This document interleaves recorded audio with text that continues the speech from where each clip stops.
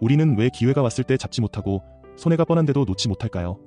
투자 시장은 숫자로 움직이는 것 같지만 사실 그 안에는 사람의 마음이 그대로 드러납니다. 손절하지 못하는 그 순간 우리가 놓지 못하는 건 돈일까요? 아니면 우리의 자존심, 기대, 후회일까요?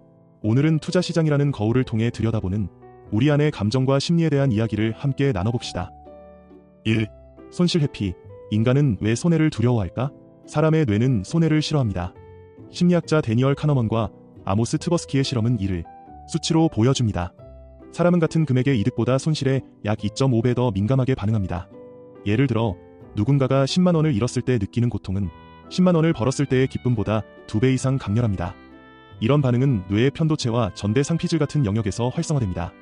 이 부분은 공포와 불안, 손실을 감지하고 스트레스를 조절하는 데 중요한 역할을 하죠.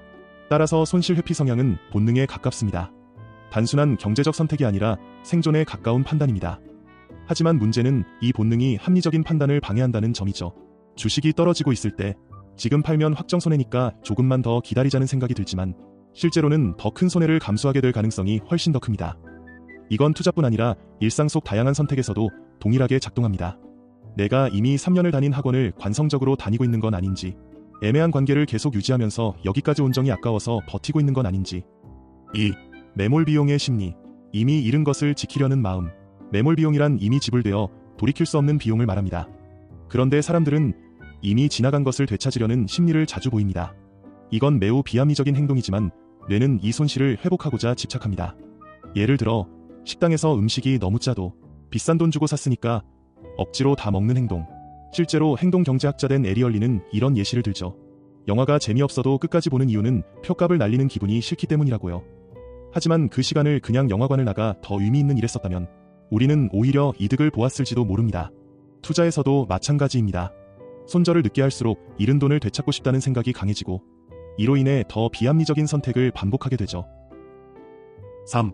확증 편향과 기대 심리. 듣고 싶은 것만 듣는다. 인간은 본능적으로 자신이 보고 싶은 것만 보려는 성향이 있습니다. 이걸 확증 편향이라고 합니다. 이번엔 다를 거야. 이 종목은 괜찮을 거야. 이런 말들 속에는 논리가 아니라 감정이 담겨 있어요. 확증 편향은 심리적 안정감을 줍니다. 불확실한 상황 속에서 불안을 줄이기 위해 내가 믿고 싶은 정보만 찾고 반대되는 정보는 무시하죠. 이건 SNS 알고리즘과도 비슷합니다. 좋아하는 콘텐츠만 보다 보면 다양한 시야는 좁아지고 결국 편협한 세계 안에서 내 판단이 굳어지게 되죠. 이런 확증 편향은 기대 편향과 결합되면 더 위험합니다. 지금은 하락이지만 곧 반등할 거야. 이번엔 진짜 믿을 만해. 근거 없는 낙관주의는 감정의 도취를 불러옵니다. 도파민이 뇌를 자극하면서 흥분 상태가 되고 판단은 더 흐려지죠. 4. 자기 동일시와 자존감 방어.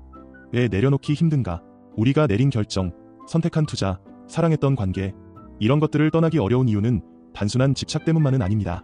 그건 바로 내 선택, 나 자신이라고 느끼기 때문입니다. 이걸 자기 동일시라고 하죠. 내가 선택한 무언가를 포기한다는 건 곧 나 자신이 틀렸다는 걸 인정하는 행위처럼 느껴집니다. 심리학자 칼 로저스는 인간의 자아는 방어적이라고 했습니다. 우리의 자존감은 특히 실패를 인정하지 않는 방식으로 자신을 보호하려 합니다. 그래서 손절은 단순한 전략이 아니라 자존감과 연결된 심리적 고통의 순간입니다. 하지만 진짜 자존감은 실수를 인정할 줄 아는 용기에서 나옵니다. 잘못된 선택을 인정하고 그로부터 한 발짝 떨어질 수 있는 힘이죠. 그럼 우리는 어떻게 하면 이런 감정의 함정에서 벗어날 수 있을까요? 첫 번째는 사전 기준 설정입니다. 손절과 익절 기준을 감정이 개입되기 전, 즉 매수 단계에서 미리 정해두는 것이 핵심입니다.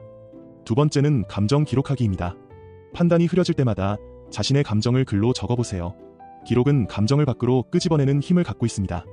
세 번째는 메타인지 훈련, 즉 생각을 생각하는 습관입니다. 지금 이 판단은 감정에서 온 걸까?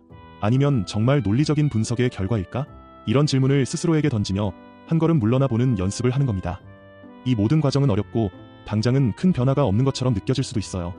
하지만 장기적으로 보면 감정에 휘둘리지 않는 가장 강력한 무기가 됩니다. 손절하지 못하는 건 결코 나약해서가 아닙니다. 그건 오히려 당신이 지금껏 얼마나 많은 마음을 써왔는지 보여주는 증거예요. 우리는 누구나 감정에 흔들립니다. 하지만 그걸 인식하고 스스로를 돌아볼 수 있다면 그 순간부터 우리는 진짜 성장을 시작하게 됩니다. 오늘의 이야기가 당신 안의 감정을 이해하고 다루는데 작은 힌트가 되었길 바랍니다.